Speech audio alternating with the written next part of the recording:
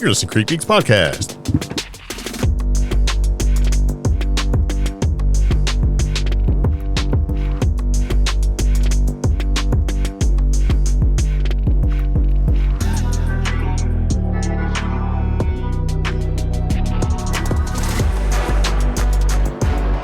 So it begins again. Welcome back to CreepGeeks Podcast. I'm Greg. I'm Omi. And this is episode 335, season 9.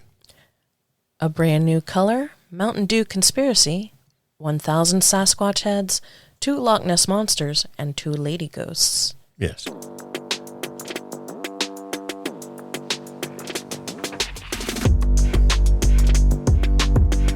There, I tried something different this time. Okay. All right. So anyway, I have a lot of stuff to talk about. Like I said, I'm Greg, and that's Omi sitting over there. You can't see her, but trust. Just got to trust, right? So we have a telephone number that you can call if you'd like to kind of share some of your experiences and stuff. And we don't care if they're like 10 years old, like other podcast places want you to share. Oh. Okay. We do like current stuff. Yes. Because it's always more exciting. And the old stuff is cool.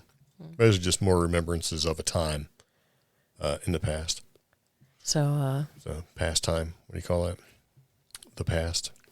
That phone number is going to be 575-208-4025. Yes. All right. So here we go.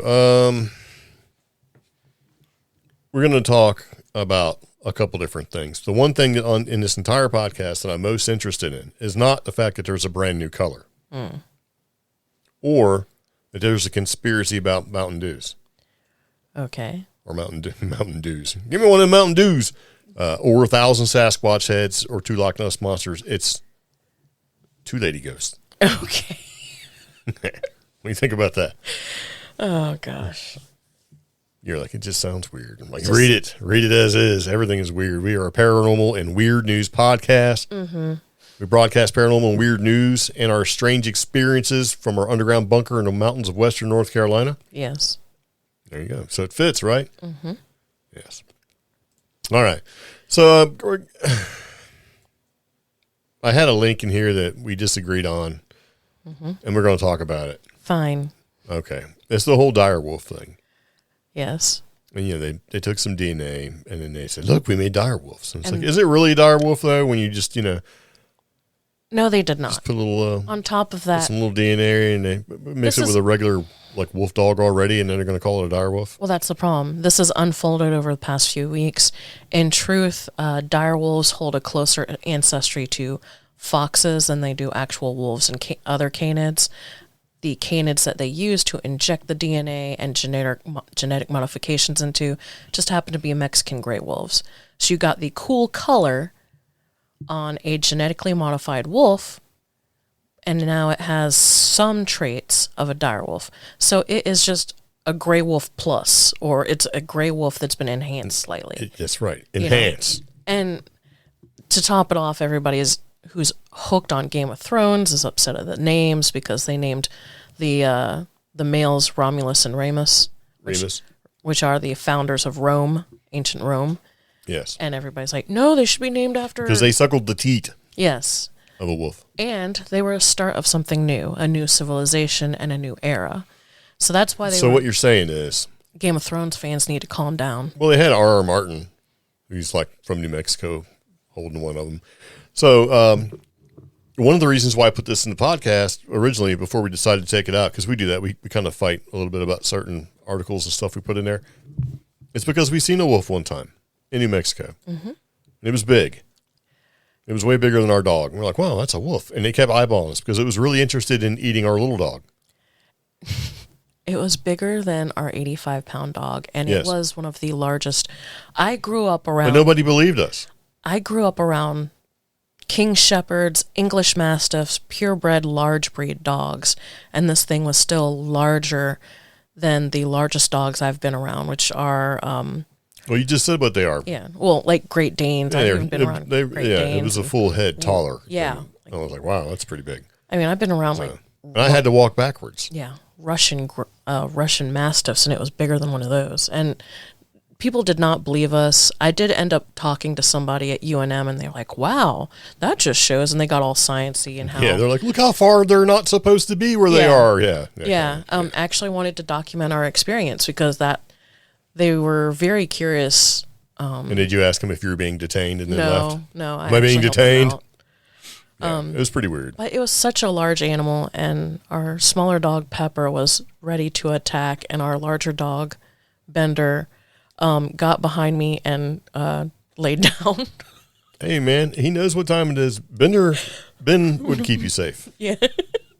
Pepper would get you beat up. But, yeah. Yeah, Pepper's like Pepper that would- drunk girl in the bar going over pick and fight with the biggest guy in there and going, "What? That's my boyfriend over there. Look what he's going to do." Like, come on, what are you doing? That is one thing about Pepper. She would run her mouth, basically. Yeah. But, yeah, biggest canid I've ever encountered. And, to add direwolf DNA, the consequences of which we're not going to really predict. So we're not smart enough to realize that AI is going to kill us. We're definitely not smart enough to realize, we have movies. Yes. We have movies that say, hey, this is a $50 million, or actually probably more than that. I don't even know how much Jurassic Park costs. Yeah. Here is a $500 million representation of what's more than likely or what's possibly going to happen should you decide to go down this path, but we're not smart to figure it out. We're just going to we're just going to do it. I want like some kind of organization that's like, we need to stop this from happening because this is what kills the planet, kind of show up. And maybe that already exists. I'm sure some people are like, it already exists. Don't you know about the 100 mile per gallon carburetor? Stuff like that. But that seems more money based. But the first Jurassic Park was only $63 million. That seems so cheap these days. I know, right? Is that back before the recession and COVID? Oh, and what was it? I saw a meme today. And inflation? I saw a meme saying it would probably cost $1 billion. I don't know how much it would cost to make that movie, but maybe. But back then, it was really good special effects. I remember being impressed. Yeah, I saw a meme basically saying. Think about this for a second. We're watching old episodes of Star Trek, right? And it looks like cardboard stuff and painted with paste and glued in there, right? But you're a kid, little kid, and you're watching dinosaurs. You just know they're for real. You like dinosaurs? Yes, I do, and because I like dinosaurs so much, I saw a meme basically saying Jurassic Park would have never happened if Leslie Knope was running it. Yeah. Yeah, from Parks and Rec. But that's the thing. We have no idea how the consequences of messing with older DNA. There's a reason these species died off. Whether that reason is a giant meteor or the evolution of smaller species that were the prey for these, larger animals, we don't know. And I don't know. I think it's dumb. So here's my question. If they're trying to recreate, they're going with the mammals first. Yeah. Which is... All right, I get it. Maybe it's easier because there's still some closer relatives or whatever. So when they go to do dinosaurs, are they just going to try to use chicken DNA?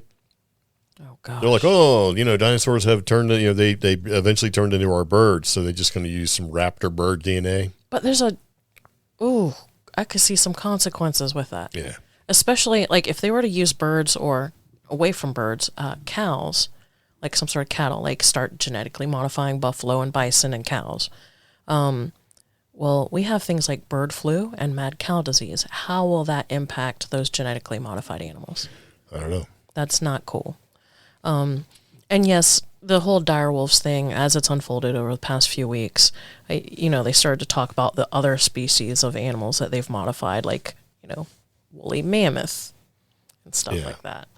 So that's I don't know. Maybe I'm a little unimpressed right now. So you're going to take an already existing elephant and make it hairy. Yeah. And maybe a little bit bigger. Ooh, it's like, I don't know. Maybe I'm just looking at it. Maybe I'm just sort of I'm looking at it like science fictionally jaded, but the whole thing, it's like, saber-toothed tigers, that's pretty scary. I can't imagine. But how big is a saber-toothed tiger compared to a lion? Lion's the man. That's a huge cat. Saber-tooths were 1.7 times bigger. Then what? You are just making it up. No, than the largest lion on record. So, and that's the other thing. Lions, tigers, many different types of tigers, they're all endangered. Why can't we find a way to just start making more tigers? Well, I'm sure they're going to do that. They're going to like panthers and jaguars. let's bring back the thylacine and the dodo bird and stuff like that, and that way everybody's like, oh, that's great, and then they can secretly recreate all the stuff that's going to eat us alive that we can't control. And see, that's the problem. Like the thylacine, that would be a really challenging one because North America doesn't have a lot of mid-sized predators short of coyotes, and coyotes are a great example of us having a hard time keeping that particular Well, the population. wolf used to be the mid-sized predator. Yeah. The bear is the next guy up. Yeah, well, yeah. Well, you know who's the most dangerous predator we have out there? What? Bison. That's not a predator. Yes, it is. It It is territorial. It'll stomp you into pieces, and they don't want, the way they used to be, they come at you, man. They do not care. They treat everything like they're a threat, and so they'll prey on you. Bison are not a predator. They may have been at one point an apex animal, but not a predator. Hey, when one of them's running you down, you got like 1,200 pounds of meat running at you. Have you seen how big they are? Yes, that doesn't. They don't like people. That's not the definition of a predator. You know what else is a predator? What? You know those, what do you call them? Those things, alpacas. They don't like stuff there either, and neither do emus. Oh my gosh. So, emus maybe. Emus might be a predator. All right. No. So do you know how we're ranked now all of a sudden? How? So you sent me this email the other day from FeedSpot, and they're like, hey, did you know you're ranked? And I was like, wow, that's great. So I figured we should put it in the podcast, right? So Yeah. one of the things that I thought was pretty interesting is that when they sent us this little email, it says, click this link and you can figure out where you're linked. And I'm like, oh, okay. So FeedSpot has us at, in the top 10 best North Carolina technology podcasts. Guess what number one is? What? Carolina Weather Group. Huh. Yep. It's a talk show, weekly talk show broadcasting each week from the Carolinas. Guess what they talk about? The weather. Yes. Weather, science, technology, and So more we news. rank number 2. Wow. Number 2 is us. As far as technology. Yep. So that's why you wanted to talk about genetics. Yeah, I think I Genetics. got to, maybe we should throw it in there, right? Okay. So, which I thought, oh, that's all right. That's kind of cool. This is kind of funny, right? And I'm Yeah. like, it's like, oh, rated 4.8 out of 5. Ooh. See, a lot of these I just kind of take with a grain of salt, right? And then they also had us in the actual North Carolina podcast. Yeah, North Carolina news. Under the North Carolina News Podcast, number 1 is Pisgah Podcast, Oh, which is mountain biking news. okay then. And then number 2 again is us, where we talk about, we're an offbeat podcast exploring paranormal, cryptid, supernatural, and simply absurd nonsense circulating the web. Oh. Yeah, so I'm like, oh, that's great. Yeah, we're really not tooting any kind of horn here. This is kind of, and then we're also rated again with Good Pods, best 14 podcast of 2025, top 3. We're in that, which is pretty cool, I guess, right? Yeah. And also in the same category, or the same Good Pods website, best Bigfoot podcasts, 2025, top 30 shows. I'm looking at this Pisgah podcast. We're in there. And I was like, I don't recall the last time we've done like any kind of Bigfoot sighting or anything like that in our podcast. It's more sort of Bigfoot adjacent. Yeah. Which is what we're going to include in this podcast. Oh, okay then. Yeah, but I was looking, I was like, oh, so, the top one is like Fireside Paranormal Podcast, where they do ghost, UFOs, cryptid, the unknown. No commas. It's all together. That's what they do, right? All right. And then number 2 is Within the Mist. And then In the Shed with Wes Anderson, Somewhere in the Skies, which is cool, right? And we're in there somewhere. Oh, number 8. We're the Ocho. We're like ESPN 8, the Ocho, a paranormal podcast in there. Which I need to start watching that channel again because I learned more about cornhole. Yeah. And other ESPN 8 type sports things. I'm like, I could probably do that. Exploring the bizarre. Yep. All right. Okay. So it's just something to kind of put in there, sort of toot our own horn. So we have some ranks in there, and we do appreciate everybody who listens to the podcast. It is something that we really do appreciate. Patrons, we appreciate them too. Yeah. They kind of sit there listening to us for all 335 episodes we've got rocking so far. So thank you very much. So speaking of dipshittery. Yes. So dipshittery is what it sounds like, right? Yeah. And I came across this, and I meant to talk about this like a podcast ago. Mm-hmm. And I don't know why I forgot it or took it out, or maybe I was saving it. I don't remember what the deal was. But here's a ghost hunt dispute sparks gunfire exchange in West Virginia. Oh my gosh! Can you imagine? Yes, Jeez. I'm surprised it hasn't happened sooner in West Virginia or anywhere. Now, we have talked in the past where somebody shot at somebody thinking they were Bigfoot in a campground, like they were camping, and they said a Bigfoot were running through, and dudes were blasting, but that wasn't West Virginia. That was Kentucky. Was it Kentucky or Tennessee? It's pretty close. I don't know. It's kind of hard to tell. And then of course, there was a hunter who shot his buddy because he thought he was a Bigfoot. And then it happened again where a buddy shot his shot his other buddy because he said Bigfoot told him to, so there's been general sort of dipshittery around that sort of thing but I was really surprised that you didn't hear quite that much about ghost stuff. Yeah. So it's kind of like, what? So I want to kind of talk about it and stick it in here just for a minute, just to sort of, sort of explore what happened. Yeah, with so these knuckleheads shooting each other. Right? Yeah, it's so a wild story out of West Virginia. Basically, a ghost hunter found himself exchanging gunfire with a homeowner in the neighborhood where he was conducting a paranormal investigation.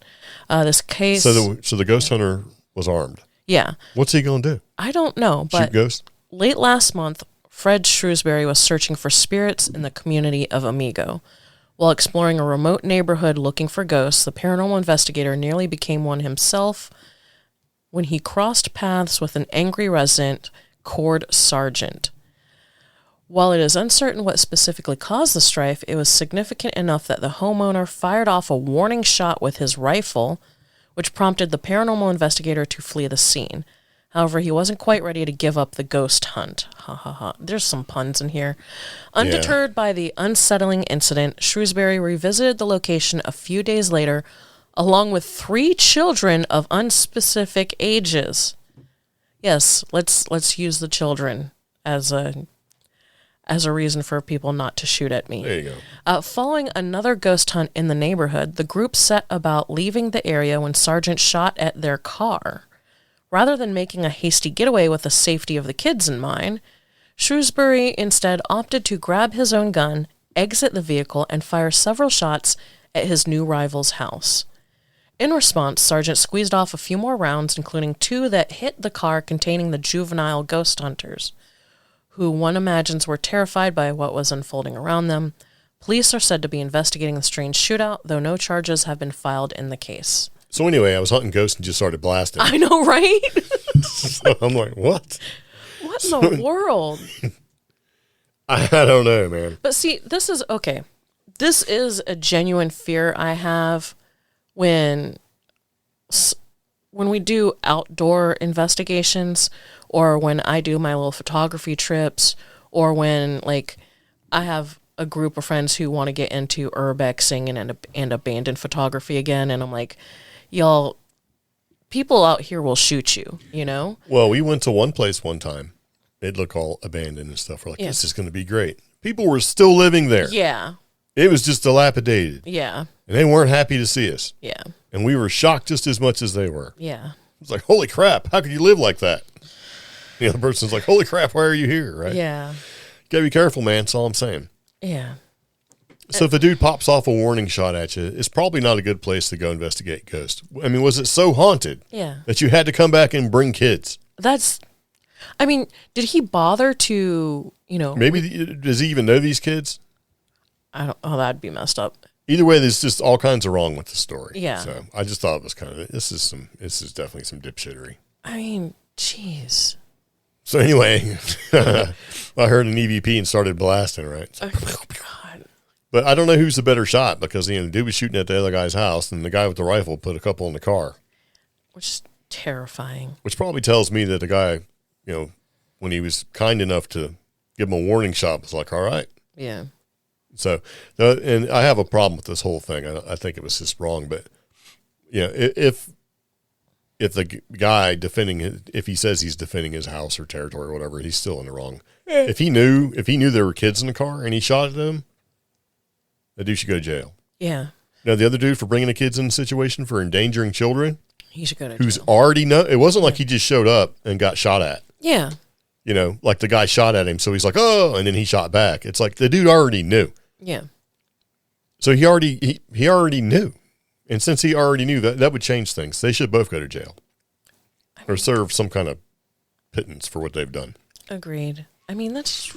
And the kids should get in trouble for getting in the car with an obvious dipshit. If the guy's name is Shrewsbury, sure, and they know the guy is Shrewsbury, and he's probably told them about, hey, I went to this place, seen the ghost and stuff. Why are they even there?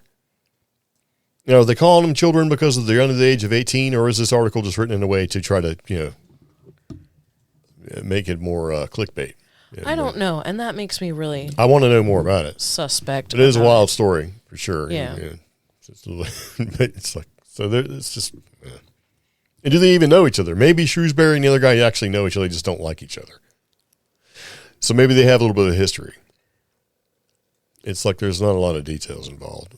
And maybe something like this is so common that it happens in this particular area that, the cops are like, we're not really going to press charges yet because this is kind of so how it goes here. Links to everything we talk about will be in the show notes for every episode.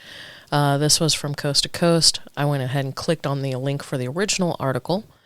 And let's see. Sergeant allegedly discharged a 6.5 Creedmoor rifle. I don't know guns.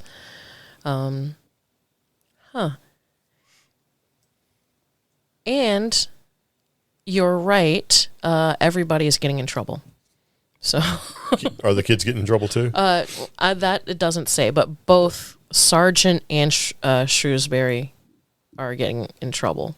Because I think the kids need to have some sort of lesson made. I mean, involvement of children in a potentially volatile situation. So, yeah. What in the world? It sounds like child endangerment, which is what it should be. Like I said, if he just happened to go through or just happened to be there and it was the first time around or whatever, I mean, it's kind of hard to say, if you didn't know, that you were in a dangerous situation, that's one thing. Ooh, people are going off on Facebook. Well, that's what people do on Facebook. Yeah. They go off. You can really see how ignorant people are on some of these places. And I'm sure there's like for and against, right? And, then there's always the heroes, right? Well, let me tell you what I would have did. It's like, shut up, man. You didn't do anything.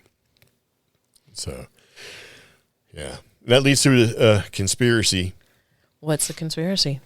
It's the Mountain Dew conspiracy. I've seen it a couple times, and then you sent it to me, and I'm like, well, I guess we're going to put it in here just because it's I fell down the conspiracy theory for this by watching a TikTok and then seeing a Facebook video about the same thing.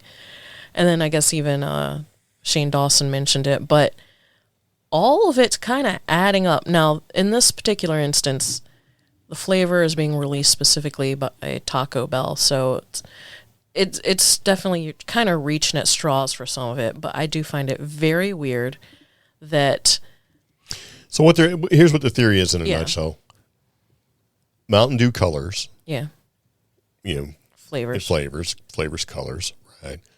Seemingly have been released, and then a corresponding catastrophic type event happens. So it's kind of like, wait a minute, with this color, this happened, and with this color, that... And it's trying to do the whole Simpsons thing where they put it out there, and then all of a sudden it comes true, like 10, 15 years later or whatever. And so the wild new theory connects new Mountain Dew flavor to catastrophic events.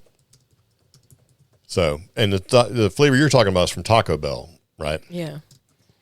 And Taco Bell's created because they did like Baja Blast and stuff, which is just you mix like Powerade or whatever it is in Mountain Dew, and you come up with a new flavor.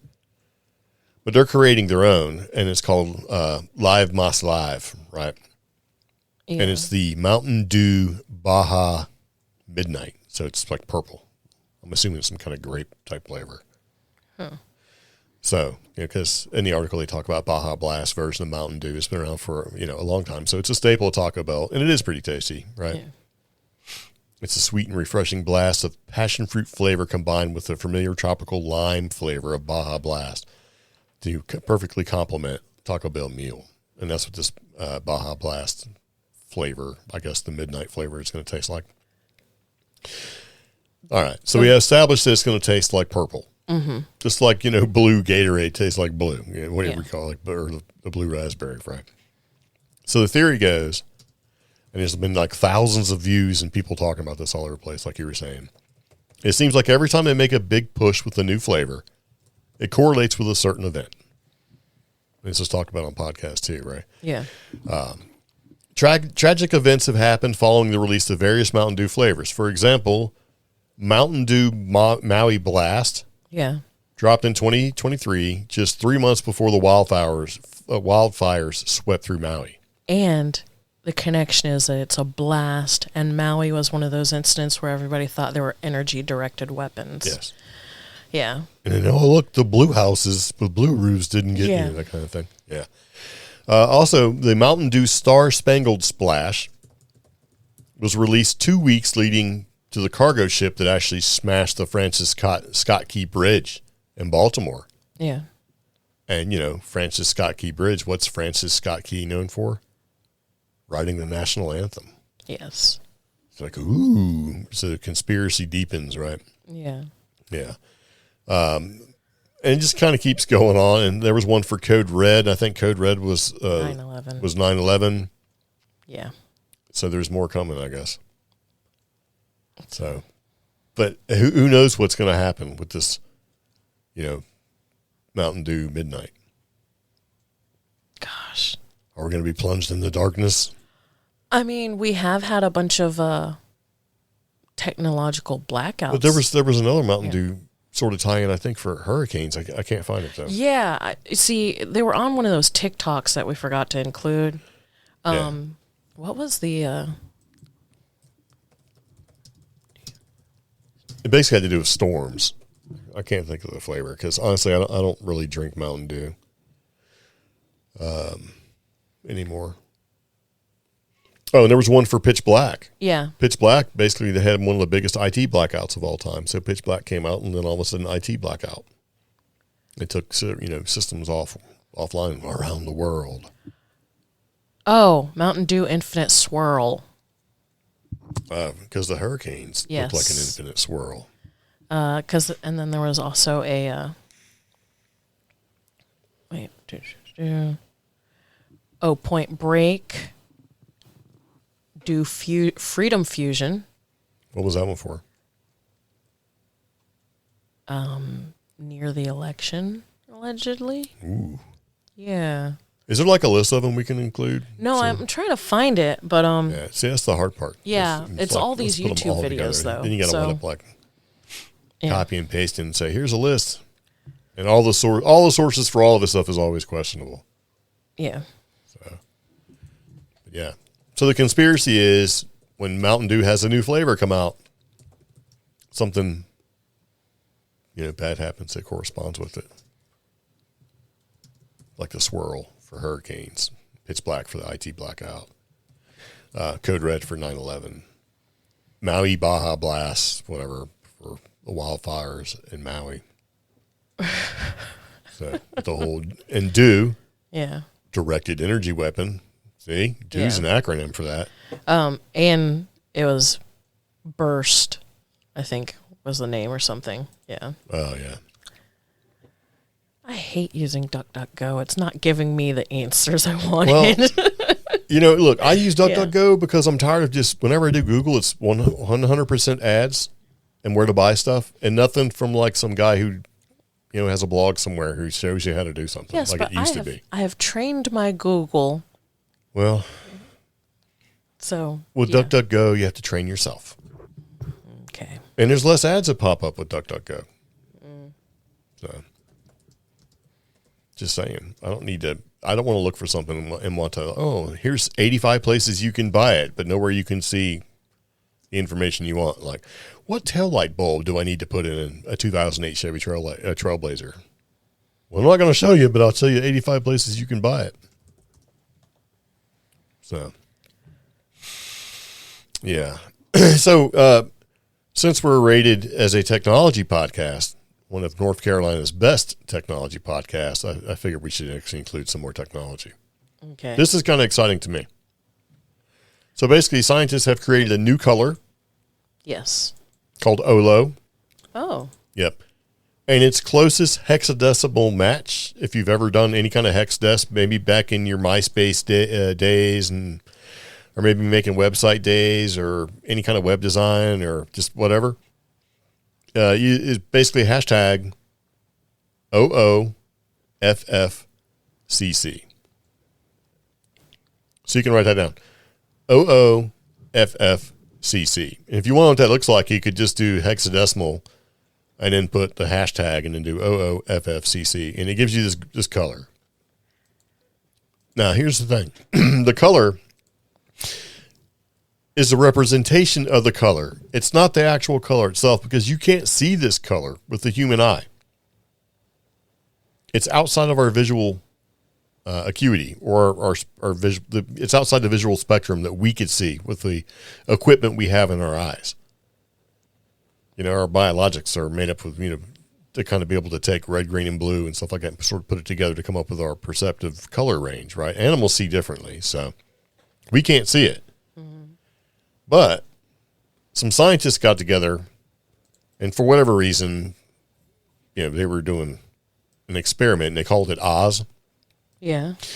And they took this technique, and they stimulated the human retina, and it showed this color and gave us a brand new color. This isn't like when you look at the back of a box of Crayola and it lists that weird sort of orangey yellow as macaroni. It's nothing like that. This is a completely new color that we've never seen before, but now we can see. And so far, like 5 people are the only ones who have ever seen this color. Because you have to hijack the eye in order to be able to see it. So what they do is they strap you into this little chair, almost like when you get the puff of air in your eye, and you blink and you have to do it again. So you get strapped into this chair. They give you this thing to bite on, and they basically shoot a laser in your eyeball to stimulate, the rods and cones necessary to help generate this color. And you can see it. And so... Oh. Yeah. So using the Oz technique, they enabled 5 people to see the new color, and they've dubbed it Olo. And the people that have seen it say it's kind of like a blue-green of unprecedented saturation.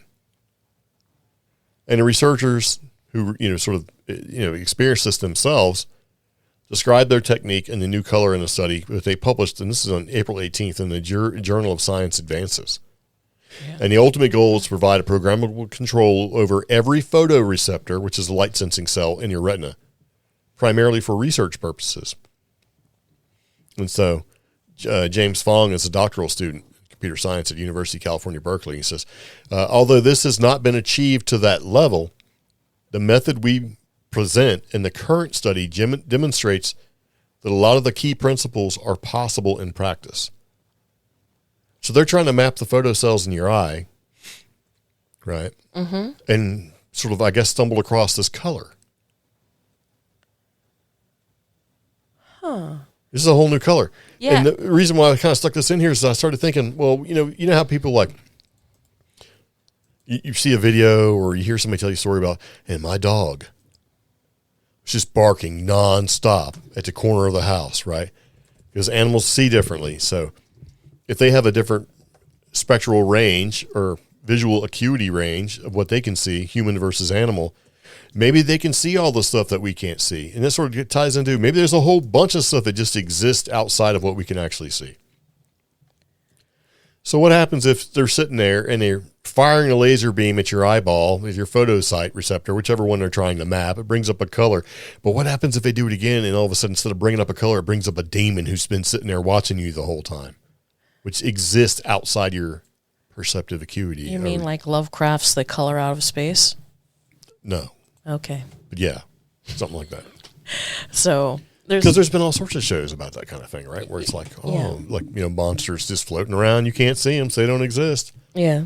And it's really, there's been a slight update to this. In the days that this announcement's been made about the new color coming out, again, only 5 people could see the newest color that they tested. Well, then there's this artist provocateur named Stuart Semple.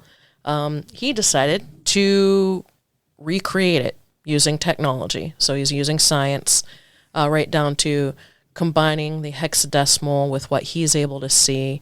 He's known for being in a feud with the artist Anish Kapoor, who came out with The World's Blackest Black, and then they had a little tiff over that. And speaking of tiff, this same artist, he hacked Tiffany's trademark blue and made his own version of blue called Tiff Blue, and he's also known for making the world's pinkest pink. So he's found a way to use science to make this new Olo color, which refuses to photograph correctly. And it won't. Yeah. So he's bottled it so that if you actually want to see it, you have to buy it. And it's been confirmed he used the right technology to get as close as possible. Now, if you don't care that much, because you're like, this is neat, but I'm not going to buy it. Yeah. Then just use the hexadecimal code that we gave you, and you'll get an idea. And then increase maybe the saturation and vibrance. Yeah. If you find it on your phone, and it'll give you an idea. Because I'm looking at 3 different samples, actually now 4 different samples. What was it again? OOFFCC. Yeah. Yeah. So. But you got to put the hashtag in front of it for hexadecimal. But this is kind of weird, right? So they fired off one with the laser and they hit a photo separate site and boom, they see this color. What happens if you can hit them all? At the same time? Yeah. They're going to keep doing more and more research. Yeah. What happens if they want to inadvertently open up some sort of doorway in your mind that allows you to move into, other parallel universes or something? Maybe that's how it starts. Being able to see other universes. They just blast you in the eye and all of a sudden you can see it. Because there's been that sort of thing throughout a lot of paranormal history where using the modified sort of television to go back in time where they're actually able to see all sorts of moments in time. One of them was the crucifixion of Jesus and stuff. I can't remember. I've heard that story so many times and I can't remember the details about it. And the whole idea was trying to speak or get information from the spirit world, and they wound up just being able to look back in the past using old crusty black and white television. This is, I think, in the 50s or 60s or something crazy like that. I think this If you remember what I'm talking about, because it's vague, let us know at podcast somehow. And we have a website. You can check it out. You can use toll-free number. You can just hit us on Facebook or Instagram or TikTok or wherever you see us. We're just at CreepGeeks. Let us know. Coast to Coast talked about it a lot, at least 3 or 4 times. I love this color. And it's so weird because I opened up the color hex page for it, and the color actually shifts on the far edge of the monitor. I can see 3 different colors. Yes. And keep in mind, the color that you're seeing doesn't look anything at all with it. It's not true to the color. That's actually not perceptible to us. Yeah, because it's as close as we can get using the materials that we have, because your monitor is not going to be able to display all the colors. It's freaking out over here. It's blue over here. Yeah, it's kind of a weird thing, right? So it's really hard to make it happen. But this reminds me of a couple of my favorite colors, though. Like, it reminds me of Veracite, which is a stone in New Mexico and Russia and South America. It reminds me of turquoise from mines that are too close to both silver and copper. Yeah, it's like an electric turquoise. Yeah, it's kind of cool. So I really like it. Maybe that's what made rocks and stuff more valuable to our ancient peoples. They're taking some naturalistic substances and getting on board, tapped into the universe, and they see these colors in their mind's eye. Yeah. And they're like, you know what? This Olo color looks an awful lot like this bright and shiny turquoise over here. Man. So, what happens if you fire off all these things in your eyeball and maybe you can tap into your mind's eye and see the colors in there? Because people say the colors in your mind's eye you can't recreate. Because your mind is making the color. It goes past what your eyeballs can physically see. It's been direct sun for 2 days now, and just going in and out of the sun and walking into the workshop and my eyes have to adjust. And since I'm getting older, it's slower. I see colors I don't normally see. So, got one better for you. Wait till you get my age and stand up real quick. You'll see all sorts of colors, and you also see like plasma discharges, like the Brown Mountain Lights. yeah. Like this weird sort of plasma ember, and then when you feel that and you jump up real quick, take a real deep breath so you can keep some oxygen in your brain, so you don't But I do think this beat is the corner of a chair on your way. This is to more fall of to the like- floor. instead of like almost time travel, like you were kind of hinting at. More like, I don't know. I do take Maybe being able to see into parallel dimensions. And that. stuff. I do take a more Lovecraftian approach to it. Maybe we'll start seeing monsters, or like you said, a different dimension, or seeing things on a different plane. Because I do think colors actually really play into that. Perceptual plane. Yeah. Yeah, like we said in the past. Yeah. Pterodactyl's flying around minding his own business, pops into your reality, flies right on through into his own reality or whatever. So that'd be something. Maybe Bigfoot. That's how he turns himself invisible. Just sort of taps his forehead, opens his mind's eye, and he's still there. You just can't see him anymore. I do like how Is he really invisible if he's just like a different color? So this one was on livescience.com, and Well, a lot of them were like, I if think- you want to look at it, it would pop up with an ad. I didn't want to do that. Well, I do think it's interesting that they tried to recreate some of the colors in the advertising on either side of the article. Yeah. And then that leads to an HP technology ad about AI, and it also uses some of the same colors. Yeah. So that's a whole rabbit hole right there. Yeah. I mean, it's not a rabbit hole. That's an AI bot for Yeah. all the advertising stuff. We're going to be bombarded with forever. Yeah. That's kind of cool. And, that'd be something too. Maybe as you're walking through like Minority Report, right? You're walking through and the thing scans your eyeball, knows who you are, makes all the ads cater to you. What if you're walking through like a train station or whatever, and it's got these laser beams blasting your eyeball, and then you're seeing in your mind's eye the ads because they'll get better, faster, stronger. I don't know. But I just thought it was pretty interesting. In fact, a whole new color was created. We can't show you, mechanically or physically with the current devices that are set up in our visual acuity range. Yeah. Well, we can blast your eye with a laser and you can see it. That's nuts. And lasers are light. So that's pretty cool, right? Yeah. So there you go, Olo. That's cool. Yep. So far, only 5 people. I'm sure that number's probably grown a little bit. But. So we can also say goodbye to life yeah. on Earth. There's been an international researcher's estimate for the complete extinction timeline linked to our sun's increasing thermal energy. That's pretty clickbaity, and I clicked it. yeah, but the byline immediately reads, according to calculations powered by supercomputers, life on Earth will be impossible in the year 1 million? No. Or no. It's like what is a that? billion. 1 billion, Yeah. 2021. There you go. Yeah. So you can put it on your calendar. So It makes me want to go, set an alarm on my phone if it'll even go that far. I don't know. I don't think it probably won't hold up, the battery there. I wonder if Google Calendar goes that far. Just set it for the day before. No. Yeah. Yeah. But I like this, according to calculations powered by supercomputers. Like, according to a group of experts, Yeah. Yeah, 1 billion 2021. Yeah. The sun will end all life on Earth. Okay, so the sun will grow in size as it reaches the end of its life as a giant star. As it grows, the sun will emit increasing amounts of thermal energy and will eventually engulf all inner planets of the solar system, including Earth. This process means that our days on Earth are numbered.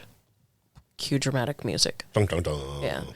Although the end is still billions of years away, the sun is already causing some disturbances. Last year, NASA detected a large number of solar eruptions and coronal mass ejections, which ejected billions of tons of particles and magnetic field towards Earth, resulting in the most intense solar storm in 2 decades. Solar storms are known to cause changes in atmosphere, reducing available oxygen. As time goes by, this phenomenon will continue to alter the atmosphere, reducing oxygen levels and increasing global temperatures. Is there anything that can be done? And that's the thing that I do like, because a lot of these articles just go, that's it, end of the world. This one does say, according to experts, technology developments can help delay or mitigate this apocalyptic scenario by coming up with new life support systems that are able to provide large quantities of air and water in enclosed spaces, allowing humans to survive in artificial environments. Breakthroughs in space colonization can provide an escape route way before our days on Earth come to an end. Mars remains the goal for human exploration because it's one of the only other planets in the solar system where we knew life may have existed. Elon Musk's SpaceX goal pretends to send humans to live on Mars with its colonization program, an accomplishment he hopes will help him be remembered forever. Huh. Okay, you can stop reading. This is where it turns into editorial. Climate change and all this other stuff. If the sun expands and then basically pops, right? Because it's a big ball of gas and it's going to expand over time. It's going to burn everything out in the solar system and it's eventually going to go out. There is nowhere you can hide. Yeah. You can be in your little air-conditioned bubble all you want. When the planet disappears, because it's burnt to a cinder down to the core, there's nowhere you can be. So hopefully in a billion years, right? We'll be leaving. We won't be here. Yeah. So. Yeah. Or maybe they'll figure out a way to contain it. What they'll do is maybe make this big giant solar shield. Who knows? But I don't think. The scary thing would be like if, oops, we need to move the decimal places a couple. Decimal point a couple different places. But yeah, so I totally clicked on it. I'm like, oh, here we go. And it's like, whew, man, oh, good. I got a billion years to worry about it. That's crazy.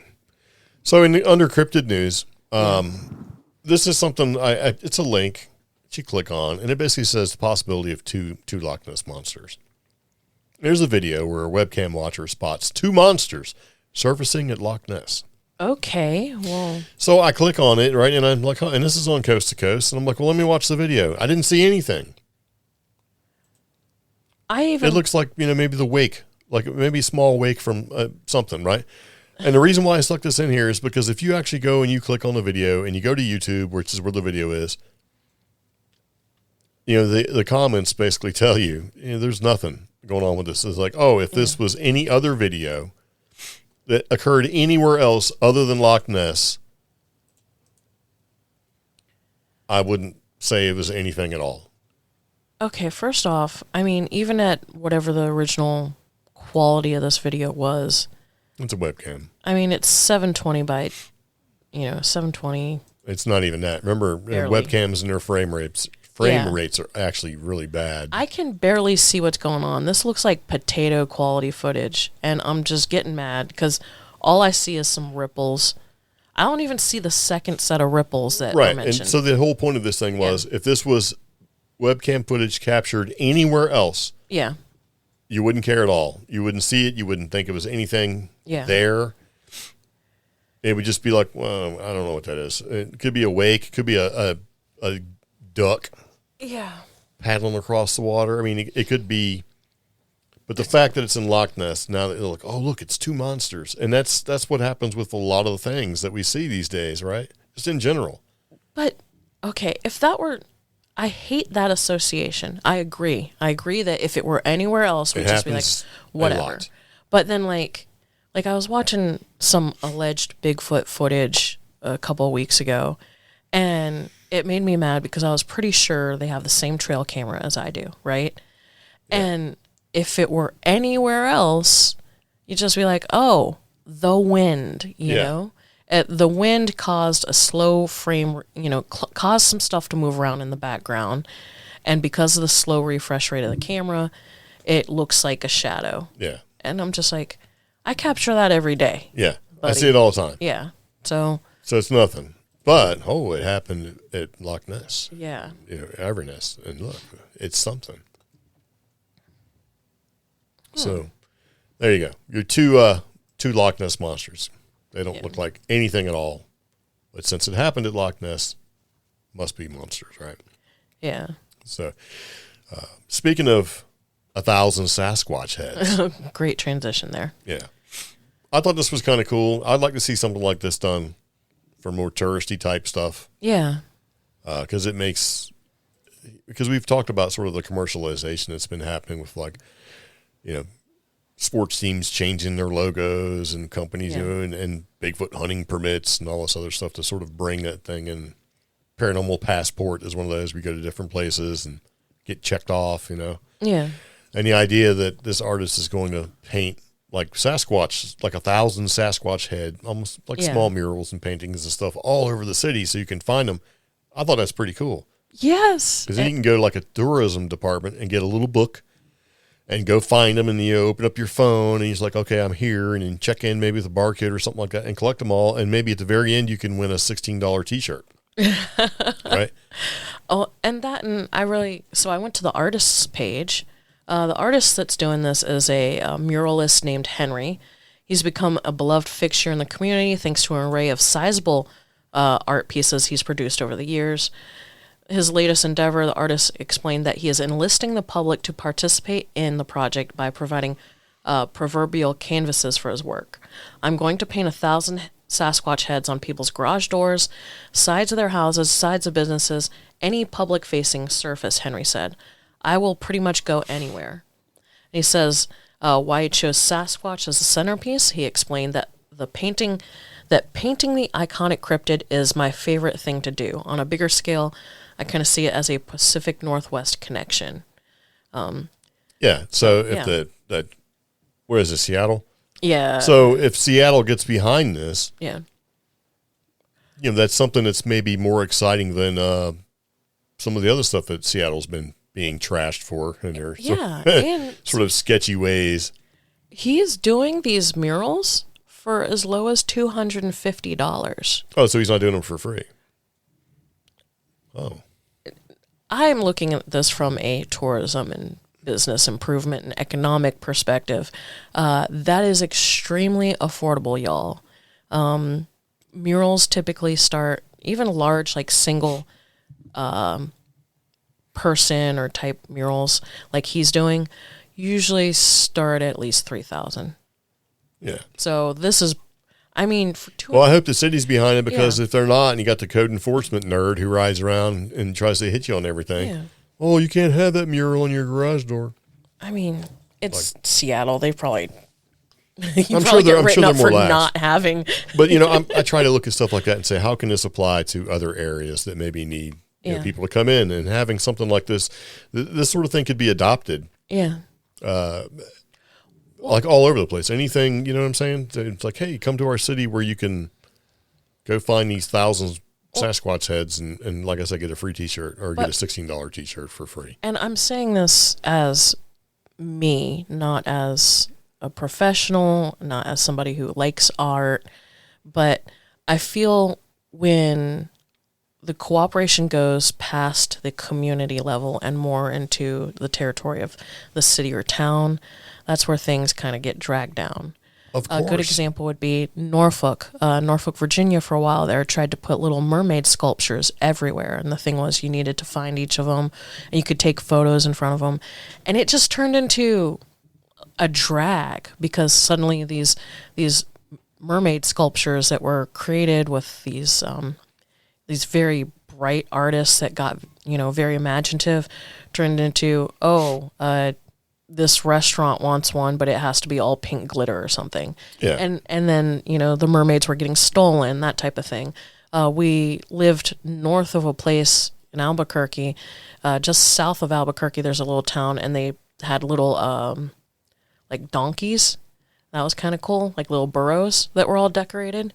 It was algodones, like just south of Bernalillo. I'm sure Dave will correct you. He will, I think. I thought you were going to say like dream bikes or ghost bikes. See that? I love ghost bikes because they are true community art. Yeah. So, but I don't know. Once the city starts to get involved, like I know there's another town here in the south that's putting up little trout everywhere. Yeah. Yeah. So. Yeah, but who cares about trout? Yeah. I'm talking about Sasquatch, man. I'd like to see Bigfoot stuff to be able to go, maybe Instagram or take a picture next to it. Yeah. And while I'm there, maybe I'll buy a delicious coffee drink or something.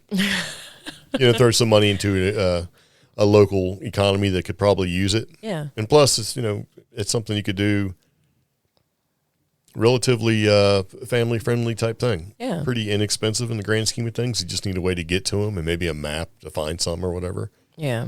It's an inexpensive, there needs to be things like that where a family can go out and do stuff where they don't have to spend a ton of money. Every time we go anywhere, we spend $100, no matter what it is. Yeah. It's kind of at a minimum. It's just really hard to maintain things like those. You put it on there and it lasts as long as it lasts, and then eventually it dies down, and you just that's somebody has to be responsible for those things. Yeah, I'm just saying. Like the area we live in has over 230 quilt blocks.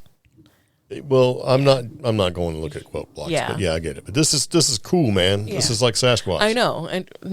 Yeah. Don't get me wrong, quilts are neat, and there's always history and stuff behind them and all, but, which one do I want to go look at? Yeah. Maybe give me some jerky? Or just like a bunch of Brown Mountain Light murals. That would be kind of cool. It'd be kind of cool, but I think Sasquatch is more of a draw than the Brown Mountain Lights just in general, because Bigfoot, Harry, and Henderson's, the whole commercialization of Sasquatch has made him sort of family-friendly overall. I thought it was kind of cool to put in there. Definitely. So that's 1,000 Sasquatch heads this guy wants to paint in Seattle. And from the price, I'm assuming that the $250, as little as $250, it's got to cover materials. Yeah, pay by donation, suggested donation of $250 with options to add on, just work with me. Everyone is welcome regardless of budget. He better, I'm sure he's smart enough, but he better protect himself with a release agreement. Yeah. So that the city shows up and goes, you can't have that there. Yeah. It doesn't come back to him. Because that's how city does. Yeah. City ruins things. Yeah. All right. So, about curio shops and being able to buy stuff. We went to a voodoo shop and yes, love them. We don't have a lot of them near us. We don't. But there's a Florida curio shop owner who has been charged with selling human bones. Oh. So first off, that means the guy's legit. Mm-hmm. If you look at, don't go to that one. They just sell stuff from like Temu or whatever, right? This guy's legit selling bones. But yeah, so there's been a curio shop owner in Florida who's been charged with allegedly selling an array of human bones at her store. Okay. So the case began in 2023. The cops in the community of Orange City learned of some rather unusual items being offered online by a local business called Wicked Wonderland. Yeah. So the curio shop was advertising various human bones, including skull fragments of vertebrae, ribs, and stuff like that could be bought on their website. Yeah. So, of course, an officer went there to investigate. And one of the co-owners of the store, indicated that they had sold such macabre pieces with the belief that the practice didn't violate any state laws. So, unfortunately for them, it appears that it does. Yeah. Violates it. And I'm thinking, hold on a second. Doesn't everybody know that? Isn't it an obvious thing? Are they just playing dumb? What do you mean I can't sell skulls? Like real human skulls? So, yeah. There's so the purchases were made by private sellers. Yeah. Where they bought them, and they're genuine human remains. So there's something going on there. And so the cops, of course, seized the contraband. And it's not just human bones, because I found out North Carolina, Tennessee, Kentucky all have laws about certain bones as well. There's a very popular convention that happens called Oddities and Curiosities, and it's a franchise, but basically when they come to certain states, not just us in the South, but I think Delaware's got some rules, and one of the other northern states does, where certain types of bones, including human bones, cannot be bought or sold. Yeah. And it is a lot of just because there's no law on the books, that's how we're getting away with it. So. Well, yeah, that's how you get away with everything. I know. But okay. If there ain't a law for it. Yeah. So we went to that one convention festival thing in Lenoir, North Carolina. Yeah. And there was a girl that was a couple of booths down, and she was selling these really beautiful bracelets made out of snake vertebrae. So it was like you had a little snake all around your wrist, a little Yeah. It was pretty. And she's like, yeah, I have a bunch of extras of these because I can't sell them online. And I asked her some questions, and basically Etsy would let her sell them, but wouldn't let her sell them in certain states.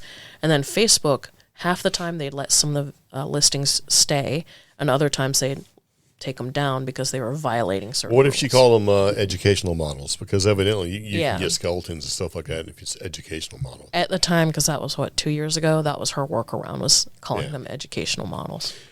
Yeah, But you can't trade human tissue either. yeah, you can't. But the fact that this place was selling this stuff and getting away with it since 2023, that's kind of... Yeah, well, the curio shop owner, primary owner, Kimberly Shopper, they charged her with the, crime of trading in human tissue. Yeah. But it must be legit. I can see the FAQ on that product when you go to it. Is this real bones? Really? Yes, it is real human. Whatever human remains from 100 years ago or whatever. However old they were. So, well, guess that place is not legit anymore. Yeah. Because we went to the voodoo shop in New Orleans, and a lot of stuff you're like, ooh, this is real voodoo. You flip it over, and this is made in China. Yeah. Yeah, you get that.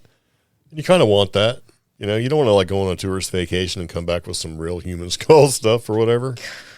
What if you're cruising through the airport after you went to, I don't know, a shop? Yeah. Let's say in New Orleans, right? And you're cruising through the airport and you get a cadaver dog come cruising. Because a lot of bomb dogs, cadaver dogs, I think a lot of them kind of can do the same thing. Maybe Cross-trained. Yeah. So you hit on you, and they're going to think you got explosive, and then it comes down to like you got like a human finger keychain or something crazy like that. And then they're going to throw you in jail, and you're like, what are you in jail for? Trafficking human tissues. But see, like, that extends further to, like, okay, so this was a voodoo shop, but you have, like, that whole industry that's pretty big in Europe where they sell holy artifacts, like, this nun's finger and reliquary. stuff. Yeah. And, oh, man. Well, I think that may be different because it's religion tied to it. I don't know. Yeah. I mean, it's kind of hard to go against the Vatican, right? Or the church. But all right, so we're getting ready to wrap up the podcast. We've got 2 lady ghosts. Okay. All right, so the first one I put because this is local to us, and it's a local legend, local as in the state of North Carolina. But what makes it different is that it's still a military installation, and it's listed on their webpage. Oh. And it's the Kissy Sykes legend. This ghost actually is supposed to haunt Cherry Point in North Carolina. At the Marine Corps Air Station. Marine Corps Air Station, Cherry Point. Huh. You ever heard of this? No, I haven't. So the link we put, right? Yeah. It takes you to an official website of the United States government. Okay. And under MCAS Cherry Point News, which is Marine Corps Air Station Cherry Point News, Kissy Sykes haunts Cherry Point. Okay. And this is the link, which takes you to the little article written about it. It's like 2013. Yeah. Right? So a popular legend among personnel at Cherry Point is the ghost of Kissy Sykes. And she is a woman who was buried with her 2 children long before there was an air station. And some believe that they now haunt the air station. So the most popular story is that early in the construction of Cherry Point's flight line, which is the area where they launch things from, so you got your runway and the buildings and the associated area around it. Yeah. There was a gravesite there, so they moved the gravesite. It was Kissy Sykes' gravesite, so they had to move things when they were doing construction. Mm-hmm. And so, since her gravesite was moved in order to make room for the project, legend states that she was separated from her children in that process and is now said to be forever searching for them, for the kids, right? So there's some sightings, like in 1986, Jeff Styron woke up early to start his day. So he headed out to work like he'd been doing every day since he started his job, and he was in the resident officer in charge of construction office, right? And this was in 1984. It says, it was around 3 a.m. when he and his coworkers were replacing the center mat on the flight line, which is basically an intersection where 4 runways meet. when they heard something eerie and out of place, and they couldn't figure out, what it was, right? Something that didn't sound right, couldn't be real. And it sounded like kids were playing at a playground, which was the oddest thing. And they kind of brushed it off, and they were thinking, why would kids be playing that early in the morning, on a flight line? You don't be on a runway, right? Yeah. So he dismissed the laughter, and he forgot about the whole incident for almost 30 years, never twice thinking about it, until he read a blog online that made the hair on the back of his neck stand up. Oh, okay. He said, I was reading about a woman named Kissy Sykes. It said that she haunts the flight line, and when she's around, you can hear her children playing or laughing. And I had never even heard of Kissy Sykes until then, and it sort of knocked him back. It's like, whoa. Yeah. So, Bree LaHue, which is the air station's historian, says that Sykeses were among three families that had to be sort of moved around, right? Because they bought the land. Actually, the government doesn't buy land; they lease the land from three families there, and so they have family grave sites, right? Yeah. So, the tale of Kissy Sykes has been around for quite some time. It's like I've been to her grave site myself, and it's chilling to look at. Sykes's grave is located in one of the 13 Cherry Point graveyards, and she's now buried in the graveyard closest to the gas chamber aboard the Naval Air Station. And she's said to roam the flight line in the housing areas and other parts of the air station. So they're seeing this lady in white, basically, all over the base, not just in that one spot. Yeah. A few years ago, they had reports from Marines at aircraft rescue and firefighting who were pretty shaken up when they said something jumped on their truck that resembled a woman. Oh, gosh. And the fact that these are two grown Marines that were terrified makes me believe it was her. And they've also had other reports of unexplained stuff that came from other Marines standing watch and working their shifts and stuff like that. So there's a Charles Medford who works as a rescue man. He claims to experience the visit from Sykes in September when the trucks started turning themselves on. So you got equipment happening, things working, like that's, starting up and kind of, like I'm trying to think of a movie that may be good for that. I can't really think of one. So anyway, and that kind of leads me to something that I've seen a lot where you'll hear reports, right, where you'll have military, they got to stand watches and do stuff, and they'd be turning over their watches and say, okay, if this person comes up to you and asks you for a light for your cigarette or whatever, can you light my cigarette? Just give it to them. Yeah. And they'll go away and you're like, what do you mean? It shouldn't be somebody out here smoking or whatever. And they'll just be like playing it off like, there's ghosts here. You're going to see this. This is going to happen sooner or later. Don't be freaked out about it. It is what it is. Mm-hmm. So it's part of the turnover, because when you get done, when you go on your watch and when you go off your watch, there's a turnover of things you need to be aware of. And when you're standing a watch from, like, say, midnight to 4 o'clock in the morning or whatever, the last thing you want to do is report something that's going to extend how long you have to be there. You're ready to go home, go to bed. Yeah. Yeah, it's going to be if you see a lady out there walking around, it's all right. Just be aware you might see something like that. It's okay. Don't worry about it, kind of a thing. So if there's been, a couple of these sort of reports, right, where, they talk about how their truck started, they see people, or see somebody out there on the flight line, hearing kids playing and all that stuff. And there's like 3 or 4 little reported incidents that they have. There's got to be hundreds that are not reported. Yeah. Because if you say something, you're going to have to hang around and figure it out. You're already tired, man, because the way watches work, most of the time you've worked all day long and you've got to stand your duty. Yeah. So, I don't know. I just thought that was kind of funny, right? So tales of Kissy Sykes continue to haunt the air station as one of its most famous urban legends, because there's a lot of history in Cherry Point. So Sykes is pretty freaky because they just don't know. But, that happens a lot. There's a lot of military bases and stuff where people report seeing, like, other military people in uniforms that are old. Yeah. They don't make sense. Like, why is this Vietnam era dude? Because, that's what military people do, right? You're standing watch. You know when somebody's not in the right uniform. Yeah. Because that's the first thing that pops out. You're like, oh, they're in the wrong uniform of the day.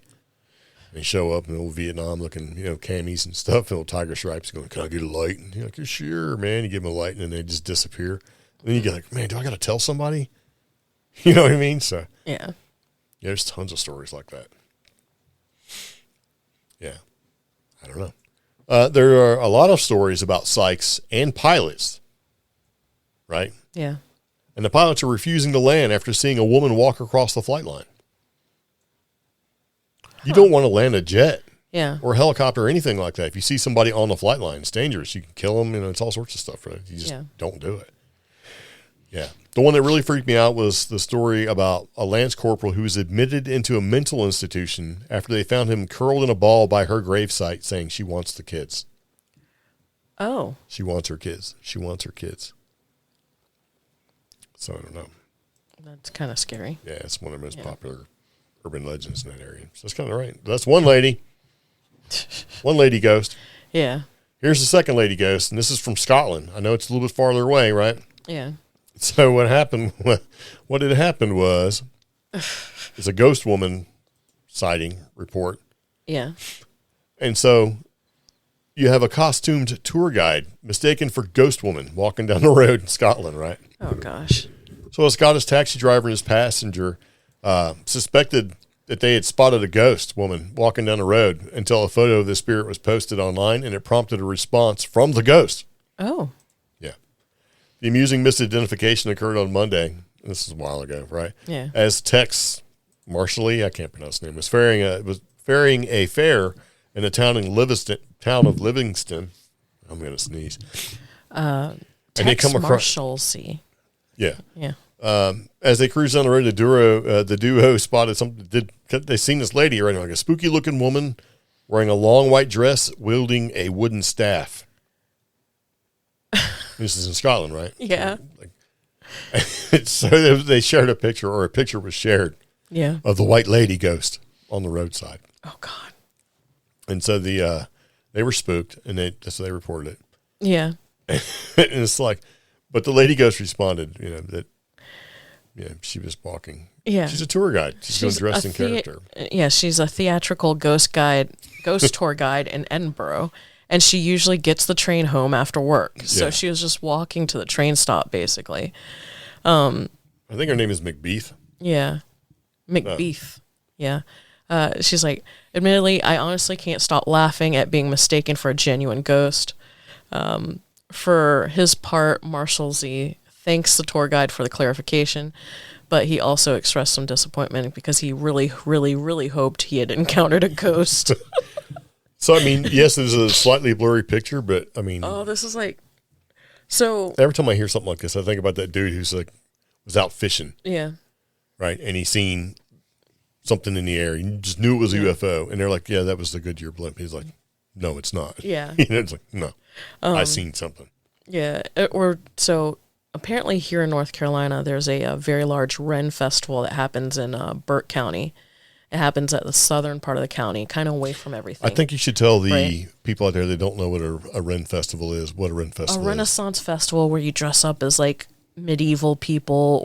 Do they run around and LARP at each other? Sometimes, yes. Some of them are that way. And this one does go from medieval stuff to fantasy stuff. So you see like elves and like Lord of the Rings and stuff like that. Star Trek. But I think it was Mr. Spock there cruising around. I think it was like 2 years ago. One of my friends was telling me that someone they knew, they got a flat tire leaving the event, and they couldn't seem to get the spare on. So it was basically 3 Lord of the Rings characters just walking down the street. Like, oh. And like sticking there, trying to like hitchhike, because they're all young adults and they're trying to hitchhike, and people are just honking. Basically, like Gandalf. Yeah. I don't know if I'd pick them up either. I'm like, I don't know if it's something I want to get into. You know what I mean? Don't want to get into this right now. I got a lot going on, man. You'd think though, because like apparently they brought all their props with them, because I'm definitely not picking them up. Cosplay is like expensive, and some of these like, this Lord of the Rings sword costs a lot of money. I'm not going to leave it in my car, and it's yeah. So full get up. You're like, yeah. I'll take the wizard, but you hobbits got to stay. You know what I mean? Well, they don't like him. Are you an orc? No. Get thee to the curb. So, yeah. So I'll take Bilbo and the other guy. You imagine? Be relegated. Yeah. All right. I think we've done enough. I know. Yeah, pretty much. So. Anyway, there you go. So, we had 2 lady ghosts. One wasn't really a lady ghost, but I'm glad the lady ghost was nice enough to respond. Right? Yeah. So that's pretty nice of her. She didn't have to do that follow up, right? Yeah. And the world's going to end in 1 billion years. 1,000 Sasquatch heads in Seattle. Oh. 2 non-Lochness monster. I don't like that. New hexadecimal color Yeah. that you can look at. That was 00FFCC. That color is called Olo. Okay. Yeah. Ghost hunt. Sparks gunfire in West Virginia. We've been ranked, right? Yeah. Yeah. A lot of stuff to talk about. If you have any questions, comments, concerns, let us know. We do appreciate you listening to the podcast. So if you want to call us, you can do that. We got that phone number for you. Yeah. I'm not going to tell you what it is. 575-208-4025. Yes, very nice. All right. Well, anyway, see you later. Take it easy. Bye, Sickle. Bye.